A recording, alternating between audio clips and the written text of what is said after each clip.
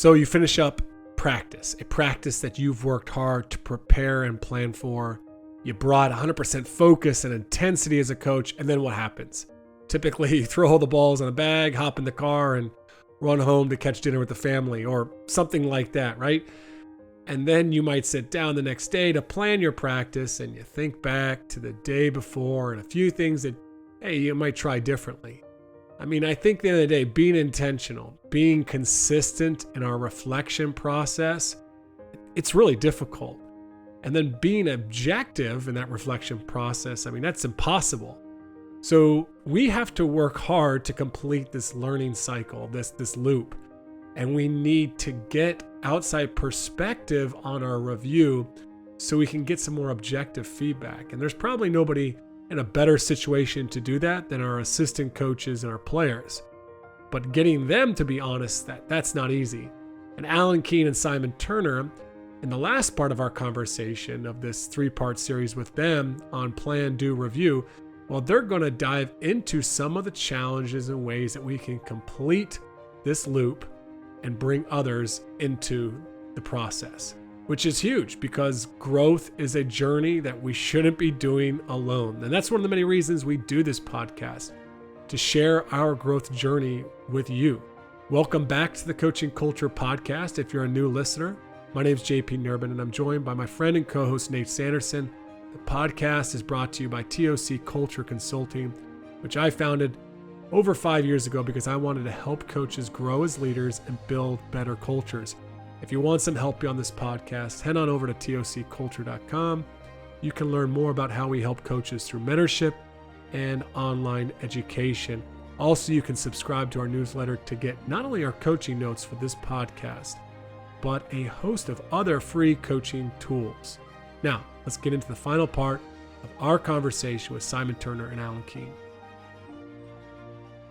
I guess my question for you guys here is, and I can look back on my times as a coach in Limerick in Ireland, and I actually used to take the bus into practice, and then I would take the bus back, and you might be on the bus for 20 minutes. And so I was actually pretty good about reflecting on practice, not to the level that you guys have described here. I could have benefited from those tools in a big way, but I took the time to reflect. I think where I struggled with was completing the loop, though. I think I'd sit there and I'd write out on the back of my practice plan all the things that, we could have done better and things I should change. But I would still just miss this connection when I sat down to plan my next practice. So I wonder, in this tool, is there any way that you're helping coaches to kind of complete this loop, in a practical way from that review to the next plan? Well, it's worth noting that the review process really has 2 steps within it. It has the reflection and then the learning. So the reflection is what just happened. So we've coached the session, so what? What are the implications? What just happened? What were the experiences that I had? What were the experiences that the players had? And then once you've gathered that, the next phase is to then say, what are the implications of that? What are we learning from this process? What have we learned about coaching? What have we learned about our team as a result of this game or practice? That's the learning. So if you split reviewing into reflection and then learning, that bridges the gap to planning, because it's the reflection without the next stage, which is the learning. That's maybe where the loop is not being completed. So it's just looking back the way without then looking forward the way. And this is also connected to our whole perception of our experience when we're coaching. So completing a kind of reflective or reviewing process enables a coach to move from feeling to thinking to knowing.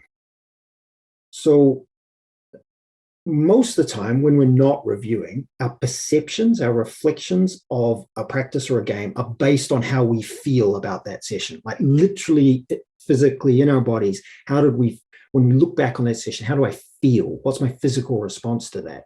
And that's heavily influenced by behavior of other people around us. Did we get some smiles from the players, or were some of the players having a bad day and it went a bit south? Or it might be my frustration that we didn't get through the practice plan, or we couldn't get transition defense improved. So I'm walking away with a feeling of frustration, and that's my experience that I'm going to remember. If you don't then think about it, then you're just left with that feeling. So if you're then going into the next coaching opportunity and you're being heavily influenced by literally how you physically felt in the last session, then you're not doing the players justice or yourself justice. But if you can then think about it, which is what you're doing on the bus, you're looking back, okay, well, this is how I feel about the session. But now that I've got away from the gym and I'm a few minutes away from it, and I've settled down, I can think about it. Oh, what's the implications of what just happened? What can we do better next time? And then knowing then involves others. Like, I can't know that what I think happened actually happened without checking with Alan. Because if he has a completely contradictory experience, then maybe what I think happened actually didn't happen.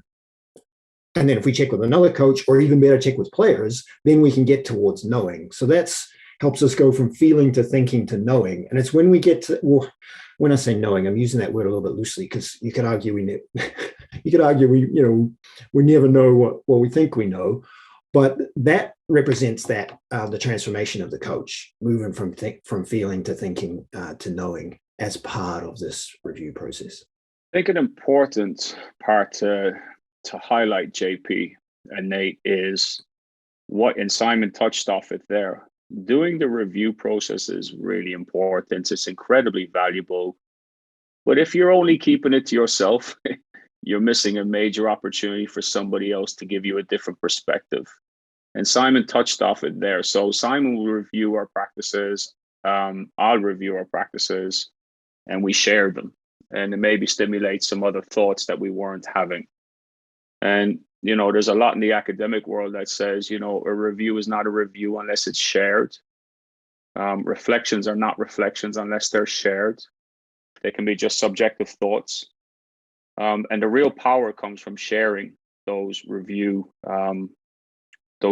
sections of the planner. And Simon, you touched off this a little bit earlier as well. It can be difficult if you're working in isolation and you're working alone, which many coaches are throughout the world. You are the head coach, you are the assistant coach, you're washing the kit, you're doing everything.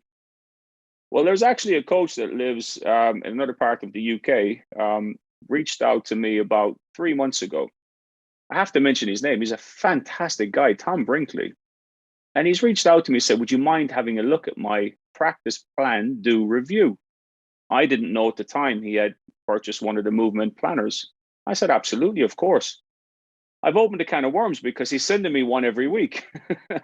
But, his whole purpose is, I just want somebody else's eyes on this. And what do you see? What are you seeing with my plan? What are you seeing my review? So it now becomes me replying to him by voice note on WhatsApp as I'm walking down the street. Takes no time out of my day. And this guy's, he's just somebody who works in isolation to a point, and thought, what, I'm going to, he might have sent this to 4 or 5 people. I might not be the only person. So my message is, JP, and Nate, if you're working in isolation, you're never actually working in isolation. It's a choice, because there's a lot of coaches out there. If you ask them, or your partner, can you have a look at my review? What are you seeing? What are you thinking about that? Or somebody else in another sport, which is a really rich one as well. So I just want to highlight that it's not as easy. Not everybody has. I've got 2 assistant coaches at Birmingham Blaze, guys. Can you believe it? It's incredible. 2 assistant coaches, and I've been very blessed throughout my journey to have worked with assistants and a team of staff. But not everybody has that, but you can make it happen. You just need to reach out to another coach and say, would you mind having a look at my review? Everybody would, most would embrace it. I'd challenge you to say, try it as an experiment. I'd be shocked if somebody didn't respond. Well, Alan, I can definitely attest to that. I'm fortunate this year. I've got a niece in our program whose aunt was a Division I coach and then a high school coach for like 15 years. And so she's out of coaching now to watch her niece and nephew be able to play basketball and other sports. And so when she got out, I said, look, the game needs you. Like you got to stay involved somewhere. How would you like to have access to our huddle and poke your head into practice, or, watch our games and just send me 3 thoughts from Susan, and so I get that after every game. And then we talk about it on the phone where she's just got carte blanche, whatever she sees. Tell me what your next steps would be. Tell me what improvements you're seeing, and it's really fun because she'll say things like, I can see you were trying to, make this adjustment, and this is, what I saw from it, so it's been a really cool process. And again, those people are out there, right? If we're willing to make ourselves a little bit vulnerable and reach out. I want to ask you guys about one more question here before we get out of here, because you mentioned this before as another resource in the review process, being your players. And I think that sometimes there's resistance for lots of different reasons, for engaging players in that process, whether it's, we don't want to burden them with something more and ask them to, fill out something after every practice or whatever it might be. But I do think that that's an untapped resource, especially for coaches that are quote unquote in isolation. They're not really in isolation because they've got 10 or 12 or 15 players that are in their sessions every single day that have the firsthand experience. And yet maybe we don't know the best methods to be able to draw from them. So kind of as a closer here on this idea of review, how do you engage players in that process? Okay, I'll speak first because we're going to save the best for last on this one. Simon's going to give you a lot more the realities, but you're absolutely right, Nate. And, something I've become a lot more mindful of down through the years. I wonder sometimes when I look back on how I involved players, was it fair on how I did it? Was the process fair? Did it put them in a position that wasn't nice for them? Because I just thought, let me set up a WhatsApp group with the players and the coaches and ask the players to review openly on that WhatsApp group how they feel about my coaching, their teammates' performance, and their performance as individuals. And I did that for a couple of years. And every year I did it I'd get 3 months into the season or 2 months into the season. And I would say to the guy, I would have to meet with the guys and say, look, we've got to be honest about this review process. It's not really working because I don't feel you guys are being honest. Of course, they're not being honest. I'm dictating how much time they're going to play on the weekend. And I'm asking them to tell me when I've coached badly. I'm asking them to hold their hand up when they feel they played badly. Now, if you ever get to a point where they all feel fully safe to do it, all 12 to 15 guys feel safe to do it. I say guys because I was coaching male team at the time. Then that's fine. But I don't believe all 12 or 15 would have ever felt safe, to be truly, truly honest. So this guy, Simon Turner, reached out to me, around that time period and said to me, why don't you do it anonymously? Or gave me the idea of doing something anonymously. And what came back there was actually very, very, very, very different. And, and in some ways a bit soul destroying, the thoughts of the players when they could hide behind the fact that their name wouldn't be known with how they truly felt. But that was reality, Nate, that was reality. And that's what I need. And I set up this WhatsApp group to do player reviews because I thought it would be reality and it wasn't. And looking back at it now, it was probably put the players in a really difficult position because some players I know now, I didn't know at the time, some players were saying to others, you're lying, you need to be honest. Like they would call each other out because they were reading each other's responses on this WhatsApp group. So in some ways you could argue it created a bit of animosity. So I think you got to be very careful how you tee it up. I think you got to be very careful how you do it. And I think it takes a lot of investment in time, in connections, in relationships. And it kind of goes back to planning, actually. You're planning for those connections where actually you can ask a player. Like I know now with the club I'm working at the moment, there's certain players that will probably be honest with me, but to what depths I'll never really know. But I do know that there's players on there that will be in self-preservation mode if I was to ask them about my coaching. That's just the reality of where we are with our relationship at this point in time, 4 months down the line, 5 months down the line. I think, Nate, you have to put that kind of question in a broader context. So the question is, how can I get objective feedback from players? But the broader context is the culture of your team or organization. If you have a culture that's based on a figurehead coach who has a lot of power, then you're probably leaning towards a culture of compliance. And then if you have that culture, there's almost no point asking for player feedback almost no point because it's going to be filtered the way Alan was describing there. But if you have a culture of empowerment in which there is a track record and a history of asking for players' input and then acting on that input, then you're creating a reinforcement that if they give you feedback, it's going to be taken on board and acted on. If a coach asks for feedback and then doesn't act on it, like you're just then wasting your time asking for feedback again in the future. Sometimes it might be worth asking for feedback, privately disagreeing with the feedback you get, but then acting on it anyway for the purpose of empowering your players to then give you better feedback, higher quality feedback when you're going to need it further down the line. So it goes to a bigger question, which is like, what is our culture? How do we know what our culture is? And culture is not the values that you've printed on a board and it's it's in your hallway or on the wall of your office. That's not what I'm talking about. Culture is people like us do things like this. So people like us in this program do things like ask each other challenging questions, acknowledge feedback when they get it. That's the kind of culture that we're trying to build, and we're not there yet. Definitely not there yet. But if you can create that kind of culture, then you ask for feedback, then it might be possible. Now there's a shortcut, and the shortcut is to bring somebody else in to ask for that feedback. And that's where the anonymous approach that Alan was describing can really help. And that's what we do for some of our clients is we'll survey the players confidentially and anonymously and ask for their feedback. And it's pretty eye-opening. When you ask questions about who do you want your coach to be, who is your coach at their best, who is your coach at their worst, that's some eye-watering feedback for the coach, and it can really hit you in the heart pretty strong. And no matter who you are, what kind of relationship you have, it can be quite a challenging experience. But for the coach who's open to that, it's incredibly rewarding. So the long answer, Nate, is develop a culture of challenge and acknowledgement, accepting challenge. And then the shortcut, or maybe the way to kick that off, is to bring somebody else in, like you were describing a stakeholder, a helper that you have connected to your team. Could that person have a confidential pizza night with your players?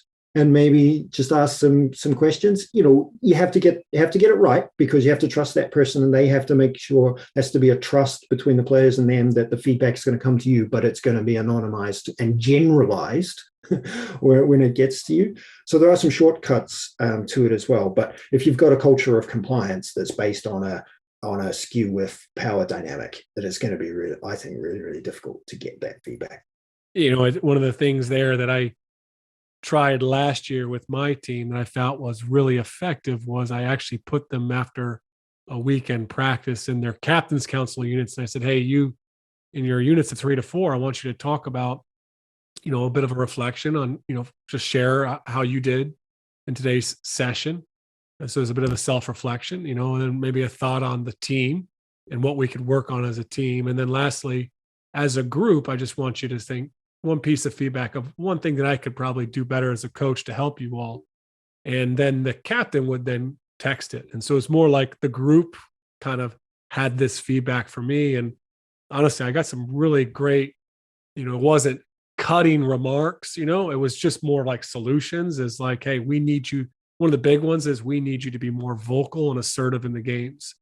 And that was really critical for me to get that feedback. And so I appreciated that, in a big way. I'll just share with you real quick, because I think a lot of the stuff we've talked about comes back to connections and relationships with players. And I want to share with you something I learned this year. And I learned it at this club in Edinburgh. They finish every practice, and I've adopted it, and we do it every single practice now. But they were doing this before I came. They finish every practice with a walk up and down the court in twos, discussing various different things that are non-basketball related. And it from a coach coming in from the outside, it helped me to establish some really amazing connections, because we're just shooting the breeze, walking up and down the court, baseline to baseline. So we've gone from aggressive 5-on-5 to finishing the practice to now walking up and down the court, and everyone's just really toning it down. And we do it for like 2 or 3 minutes. But I'm finding in these moments, like, I'm really getting to know these guys after every single practice, and they're really getting to know me. And I think that's a really interesting thing to do. And I'd never seen or done that before until I came to Simon's club. But the value of it in terms of establishing connections, like, we plan for connections. We talked a lot about planning for connections, but actually, what's the practicality of doing it? Like, what's a practical way to do it where that person will let you in or feel more comfortable around you? We're not sitting down in an office having a one-to-one meeting. We're walking up and down a basketball court, maybe still dribbling a ball, but we planned to go for a walk at the end of practice, baseline to baseline. I'm sometimes standing in the middle of the circle waiting for guys to finish up, because now it's gone for 5 minutes, 6 minutes, 7 minutes, and I'm having to look at the clock going, I got to catch a train. Guys, come on in here, I think that's just a practical, really cool thing that I wish I had done with every national team I coached and any pro team I'd ever worked with. I wish I had done that, because the power of it is amazing. And I'd urge every coach who's listening to this podcast, try it. You'll be really surprised the value and benefit of it.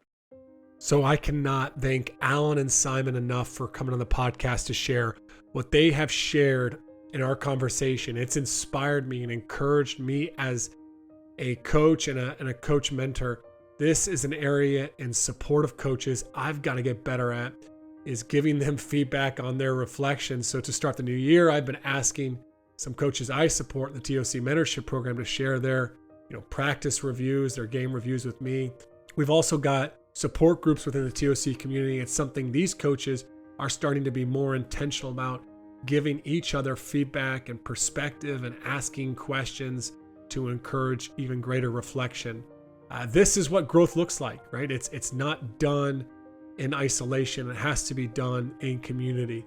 I can't recommend their tools enough. The Plan Do review cards, they are really going to help you grow.